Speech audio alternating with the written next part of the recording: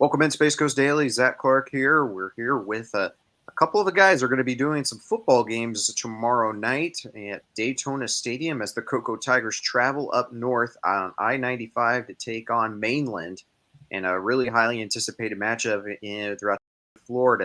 Joined with me is Juan Rodriguez and Terry Spain, who are going to be on the call for this game on Space Coast Daily TV. Game is going to kick off at 7 p.m. Coverage is going to start at about 6:30. And we're very excited for this great game, this contest. It's going to be loaded with talent on the field. And Juan, I'm going to start with you. What are your first impressions of the Cocoa Tigers and this matchup against Mainland that they have tomorrow night? Yeah, I'm really excited for this one. It's not every Friday you get to watch two state champions play in a week two matchup. So really excited for that. But this matchup is really interesting. You got two teams that are kind of in two different projections, you could say. Coco, they've got some young talent that is from this recent state championship team, and they're still developing them and things like that. And then you got Mainland, who's lost a significant amount of key players from that state championship. And most importantly, they got a new head coach, which, of course, Coach Squatty from over at Mainland, we still have to see what he's about. But nonetheless, he was chosen to be the guy for a reason. But when you lose the head coach that just won you a state championship, of course, that'll be a loss, but that doesn't take anything away from what Mainland is capable of doing. But I think Coco matches up very well against this team. I mean, we know, the top guys, but overall, up and down the starting lineup for this Cocoa Tigers team, they check all the boxes: special teams, defense, offense, you name it, and of course the coaching staff. So I think this matchup fares very well for either team, but I give the edge to Cocoa just based on the talent. We've seen it now for a few years now, and just the way they've been playing, the way they've been rolling. They just handle business every time they step on the field. So I think either way, we're in for an exciting matchup. Terry, you're no stranger to the Cocoa Tigers. You've broadcasted their games too. What can we expect from the Cocoa Tigers going up against a really strong Mainland team who lost to University last week? So you're getting a team that's going to be very hungry for a win after dropping that heartbreaking loss last week against University. Yeah, Zach, and I echo the same sentiments as Juan. We had an opportunity to cover Cocoa in week 0, quote unquote, and they look sharp on all edges. They have the talent on offense, and they definitely have the talent on defense. And like you mentioned before, Mainland is coming off a loss that a lot of people expected them to win that game. So they're going to be even more hungrier because a team does not, especially a state champion, doesn't want to come out 0-2. For their first 2 games. So they're going to play hard. They're going to give them their hardest. They're going to get the best game Coco is probably going to give them. They're going to give it all they got because they don't want to be 0-2. But Coco has a lot to play for as well because they want to remain the big dog, quote unquote, in the state. And so if you're able to win and beat the teams that you expected to play against and win, that will show a lot of grit and a lot of determination from this Cocoa team. So it's going to be an exciting game. There's going to be a lot of people at this game. And for those who are kind of pondering if they should come to a game on Friday, they definitely should come out and check out this game. And if they're not able to, they can watch it on Space Coast Daily TV. As a plug there, presented by Urban Automotive. Juan, this game last week that they played against Titusville started off a little bit slow against the Terriers. It was 14-3 at halftime, and then Coco really poured it on towards the end. What was Coco doing in the first half that they didn't do in the second half that to have so much success? I think a lot comes to the jitters, butterflies, the excitement, kind of shaking that off, kind of feeling out your opponent in the first half. And then I think just those adjustments we've seen, no matter what opponent Coco is facing, those second half adjustments are huge for Coach Snyder and his staff. And to be able to relay the message so well to his players and for them to respond, that's something we've seen for so many years now. And, we were covering the Ogali Vero Beach game last week. That was an incredible game, but didn't get to exactly watch the entirety of that Coco game. But from what it looked like scoreboard wise and statistics, it looks like, they adjusted very well in that second half and didn't really take their foot off the gas. Terry, Coco's loaded with talent all across the board. You look at guys like Brady Hart, who's committed to Michigan, at Javen Boggs, who's committed to UCF.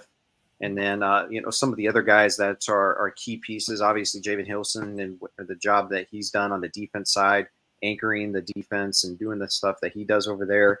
That they also have a great running back core too. And talk a little bit about this Coco talent and maybe a name or two that maybe people haven't really talked a whole lot about this offseason that we're going to be hearing about their names here for on Friday night and for the upcoming weeks.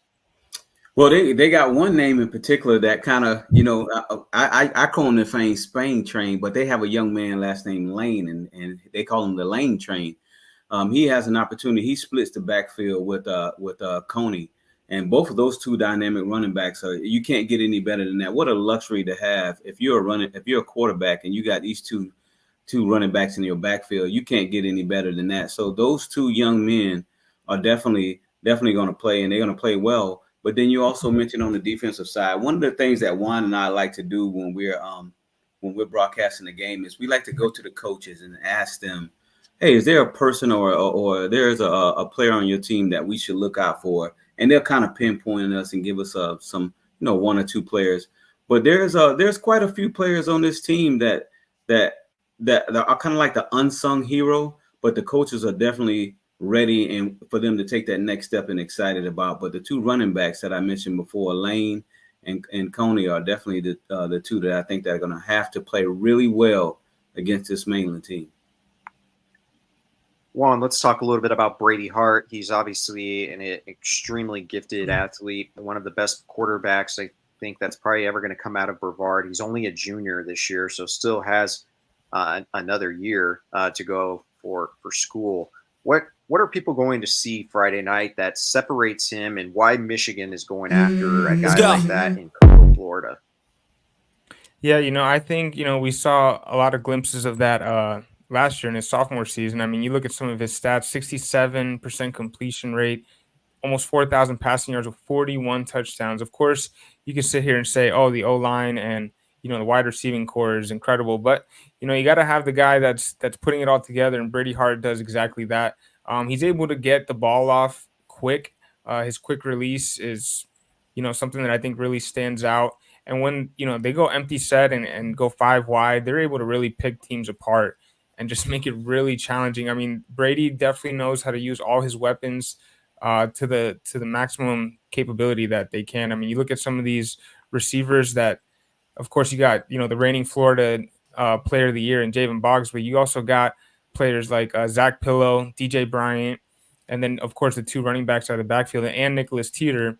I mean, the way he's able to utilize all the talent on the field and the protection and time that he has with his, offensive line.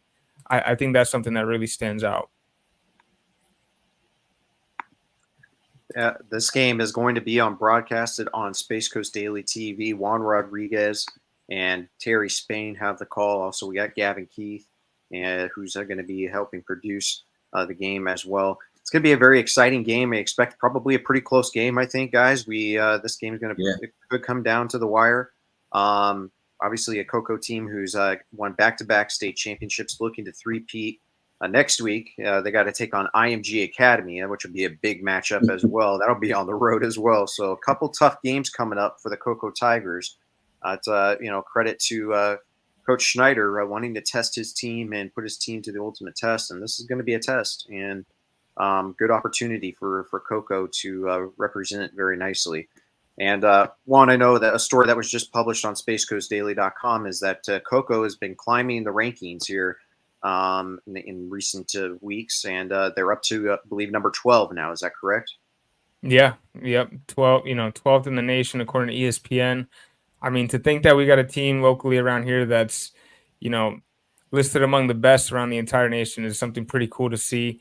But, it's something that's earned, something that, isn't easy to do. And Coach Schneider and his staff, along with everybody else there, the players, they've all been performing. They've been all stepping up to the task. Every time they have an opponent in front of them, they handle it. I mean, even, last season with that St. Thomas, they dropped one game last year on a very tough schedule, and their only loss was a controversial one to St. Thomas Aquinas. That's kind of the the level of play Coco's been at lately, and you know, I don't see it slowing down. You look at this tough schedule, and I like that you mentioned IMG because what if that is some extra motivation to play even harder now to put a little more extra, on the film and on the tape to, kind of throw IMG off. I don't know, something that, I'm sure Coach Schneider and his staff have in the back of their mind. They know exactly who they're playing after this week. So maybe that could be a little extra motivation we see tomorrow.